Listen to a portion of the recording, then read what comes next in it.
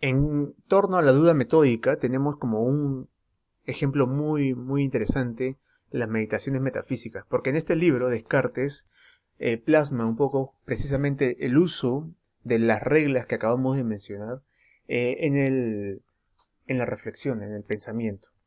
Y vemos en este libro, Meditaciones Metafísicas, a un Descartes que está desencantado, pues, ¿no?, con la filosofía, desencantado debido a que no encuentra un conocimiento certero. Solo hay opiniones, dice él.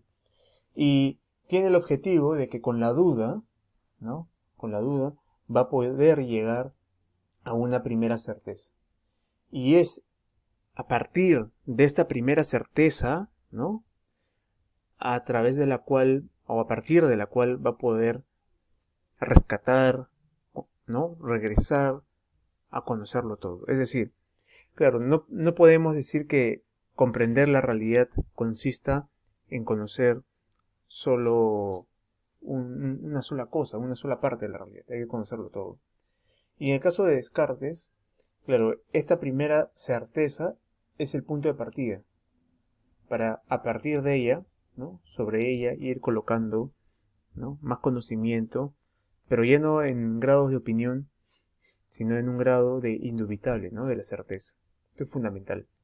Entonces, Descartes, que ha sido, digamos, toda su vida un gran estudioso, eh, decide primero dudar, ¿no?, dudar de todos sus conocimientos para quitarlos de su mente, digamos, y poder quedarse, poder encontrar esta única, esta única certeza, ¿sí?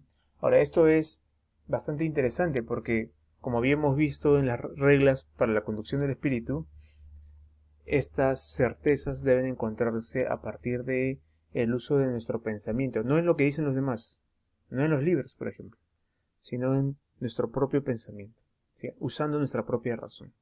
Entonces, eso es lo que hace Descartes en este texto, ¿no?, Meditaciones Metafísicas. Y nos dice que lo primero de lo que va a dudar, ¿no?, es de los sentidos. Claro, dice, ¿no? Yo no puedo dudar de cada juicio que tengo, nunca acabaría, pero sí puedo ir dudando, digamos, del fundamento de los juicios que tengo. Es decir, eso me va a permitir eliminarlos, ¿no?, en bloques mucho más grandes y va a poder, dice él, llegar a la certeza con mayor prontitud, ¿no? Entonces, claro, partimos de esta cita, ¿no? Todo lo que hasta hoy he recibido como lo más verdadero y seguro, lo he tomado de los sentidos o por los sentidos. Ahora bien, a veces he experimentado que esos mismos sentidos me engañan y es prudente no fiarse nunca enteramente de quienes alguna vez han engañado. Genial, esto es algo fundamental, ¿no?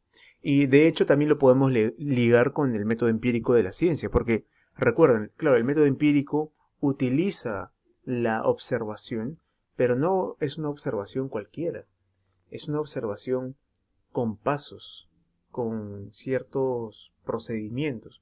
¿Por qué digo esto? Porque Aristóteles, claro, que decía que el centro del universo era la Tierra, también lo decía porque él observaba que el Sol se mueve. Eso es lo que vemos a través de los sentidos. Entonces, claro, pero no se trata de simplemente ver, ¿no?, en el ámbito cotidiano, sino de ver con un método. Entonces, en este caso, para Descartes, los sentidos son, y todos los conocimientos que tienen como fundamento los sentidos, son, digamos, puestos de lado, ¿no?, desechados. ¿Por qué? Porque nos han engañado alguna vez, en los espejismos, ¿no? A veces creemos ver a una persona cuando no lo es, ¿no? Y queremos saludar a una persona que conocemos y luego nos damos cuenta de que no era esa persona que pensábamos. Los sentidos nos engañan, o sentimos, pues no, a veces que vibra el celular, que parece que nos llega un mensaje y vemos y no hay nada.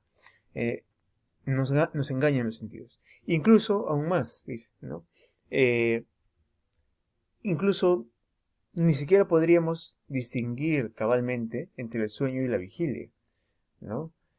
Porque cuando uno sueña, digamos, no es consciente de que eso es algo irreal, sino que cree que es real, ¿no? Vive su realidad en el sueño. Bueno, lo mismo pasa pues en este ámbito, dice él, ¿no? ¿Cómo podría yo saber que este mundo perceptible por los sentidos es real? ¿Qué tal si es un sueño, ¿no? Un poco haciendo alusión a Platón, ¿no? Este mundo, pues, que de repente es una ilusión, una apariencia. ¿Y cómo podríamos estar seguros de que es real o no lo es, ¿no?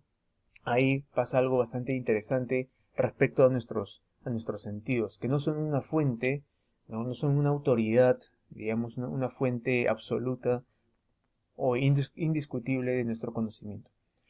A pesar de que cotidianamente mucha gente dice ver para creer, ¿no? Es decir, como si es que cuando vemos algo, ya por verlo es verdad en un sentido absoluto. Y no es así, ¿no? Los sentidos nos suelen engañar, ¿no? Nos suelen engañar. Entonces, dice, ¿no? Todas las ciencias que dependen de la consideración de estas cosas compuestas son muy dudosas e inciertas. Claro, si nosotros eliminamos los sentidos, eliminamos también, ¿qué?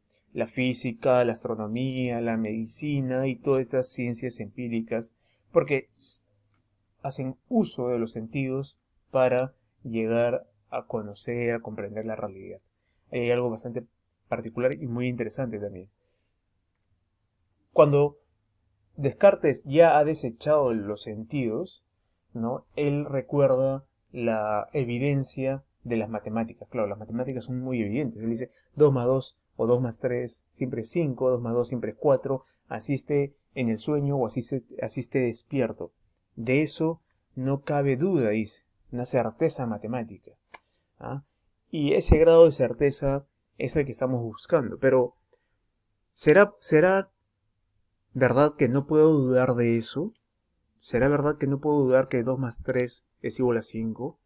Acá Descartes introduce algo que es llamado como la duda hiperbólica, ¿no? Postula un supuesto, ¿no? ¿Por qué?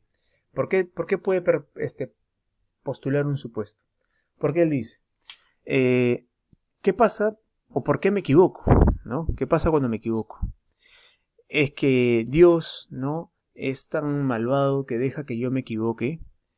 Es que Dios es un ser cruel, ¿no? Que me hace creer en falsedades, ¿no? Permite que yo me equivoque, pero ¿cómo podría permitirlo? ¿Acaso no es pura verdad? ¿No es bueno en lo absoluto? ¿Qué pasaría, dice, ¿no? Si en lugar de un Dios, del Dios, digamos, católico, en el cual está pensando Descartes, existiese más bien un genio maligno, ¿no? Un genio maligno. Este postulado del genio maligno es la duda hiperbólica, ¿no? Es decir, es una duda exagerada. Ya está llevando la duda a la máxima expresión, digo.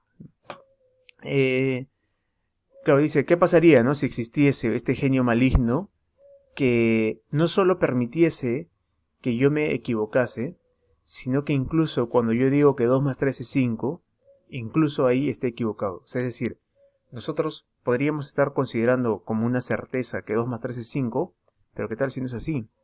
¿Qué tal si eso no significa nada? ¿Qué tal si eso es mentira y ni siquiera nos damos cuenta de eso porque hay un genio maligno que nos hace creer que eso es así cuando no lo es? Entonces, podemos dudar también de las matemáticas. De la certeza matemática podemos dudar, ¿no? Podemos dudar porque puede ser posible, ¿no? Que entonces ya no haya posibilidad de conocimiento, que todo sea absolutamente relativo o que siempre estemos equivocados, ¿no? En este sentido, Descartes también llega a dudar de las matemáticas, de la certeza matemática. Y acá sucede algo interesante, porque se pone a reflexionar en torno a esta duda, ¿no? Y nos dice, claro, si yo estoy a merced, ¿no? De un genio maligno que pueda hacer que me equivoque, ¿no? Entonces, claro, ese genio maligno, ese Dios maligno, solo puede hacer eso, ¿no? Siempre que yo piense, es decir, ¿no? Él tiene que actuar con alguien, tiene que hacer que alguien se equivoque. En este caso sería yo.